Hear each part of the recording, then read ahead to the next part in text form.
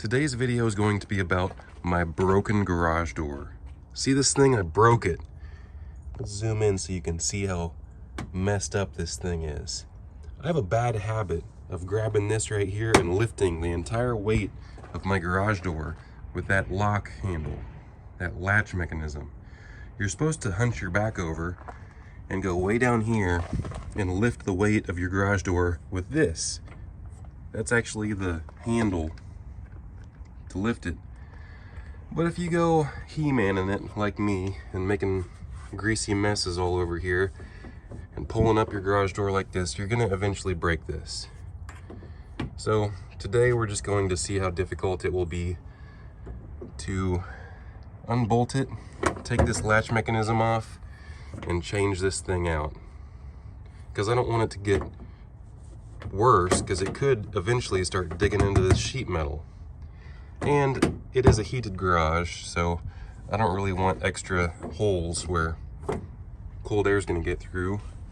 I already need to replace this seal all the way across. So let's just get started. For the tool we'll be using is this very fancy chrome vanadium brand with a exceptional grip handle. Phillips head. I don't know where you can buy these, but it's a pretty nice one. So we're simply going to remove both of these Phillips screws. Oops. And there's a little bit of tension on that. I'm kind of forcing it up. It might be a little bit more difficult to screw this down once the new piece is on there. So we're gonna put these in a safe spot. Now we can see the damage that I've been creating. I've been stressing this thing out even more by just still pushing it up on this broken piece. The next step is we got to get this handle off. Now that I think of it, I could have used this snap-on Phillips screwdriver, but they made this thing way too long. What were they thinking? All right, back to the job. So the inside of the latch looks like this. You can see there's a little roll pin right here. It's kind of pushed out a little bit. I could push it back in a little bit so that it's fully seated in both sides. I don't really like how it's pushed out. But I could take off this side or I could take off the other side. It looks like it's just a 3/8 style shank all the way through. So we're gonna punch out the other side with this same style roll pin that this side has. Looks like that's how you have to take it apart. Back on the other side again, and I'm completely wrong, because if I took this side out and put it back together, I would never be able to get that side back in because this collar obstructs where that roll pin goes. So you can't take it off from the outside, you have to take it off from the inside. So back inside we go.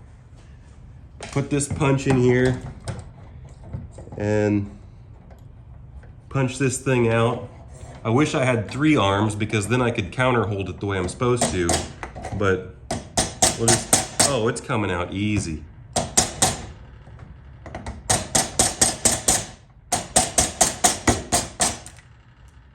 And it's lost. Completely lost. It's on the floor somewhere. I'll find it. I spent about 45 seconds looking for it and I'm gonna give up. So we're gonna figure something else out. How to put this back in. No worries, really. So pull that out. Push this through. Let's go to the other side. My garage is an absolute mess right now. I need to clean all this junk up so I can store stuff better. I hate to even show you my mess, but as you can see, it's not the cleanest garage right now. We'll get it in order. I'm working on it. I did end up finding it. So that's what it looks like. At this point, we can just slide this out. Oh! Something bad happened on the other side. Slide the broken piece off. Now I can screw the new piece in first.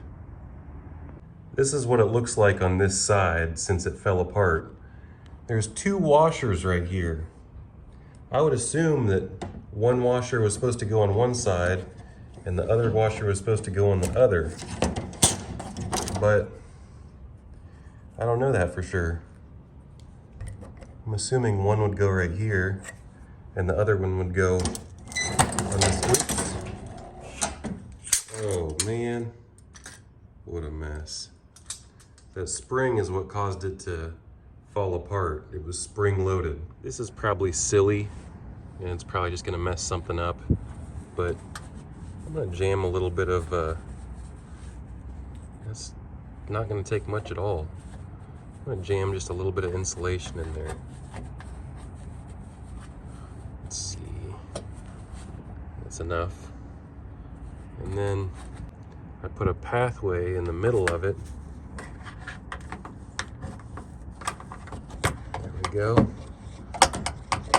Just enough for my piece to fit through. After I put it in there and fit it through, I jammed the rest of my insulation around the sides, and then we're just going to bolt it back in. And I can spin this from side to side. I'll bolt it in like this.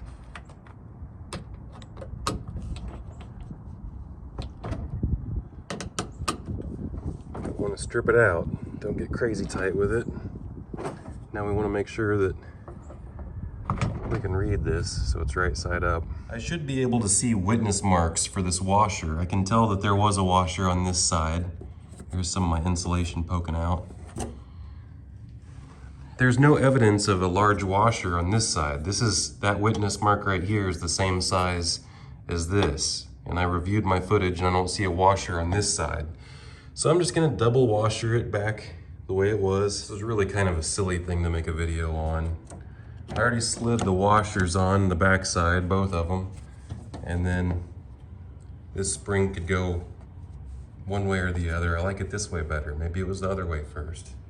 And then I'm just gonna simply put this back on right here.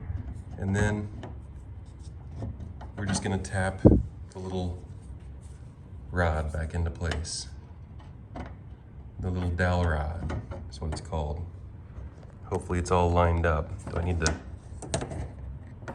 lift this a little bit? There, it's flush.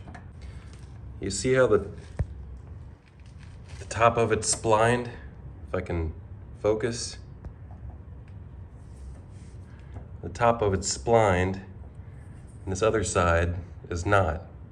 It's got a little conical cone type deal. So we just got to make sure that the hole is lined up. You can see the witness mark on this even. See how that was resting on this arm? So if I get it flush right here, it should be lined up. So I gotta be very careful not to drop this thing. It's already pre-started. And then I'm just gonna give it some love taps. Hammer. This is an overkill for this, but this is where this side comes in handy because it's gonna be a lot easier to use this side for something like this. Even more so than a ball peen hammer. So I'm just going to, look at that.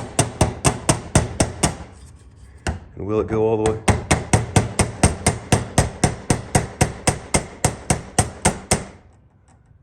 I'm happy with that, that's good enough.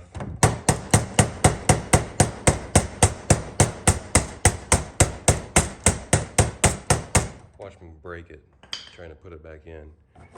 All right, that's a garage door repair. Like and subscribe. Oh, look at that. I gotta put it in backwards. I sure did. Put it in backwards. This red piece should have been on the top. Look, it won't. There we have it. Correctly positioned, so now it locks into place. Now you can like and subscribe. NaptownTuner. Now guess how I went and opened the door as soon as I was done with this job? Do you think I went down here to grab that? No, I didn't. I went straight for this knob right here and I pulled up the entire way to the door right here. One of these days I'll learn. Use this.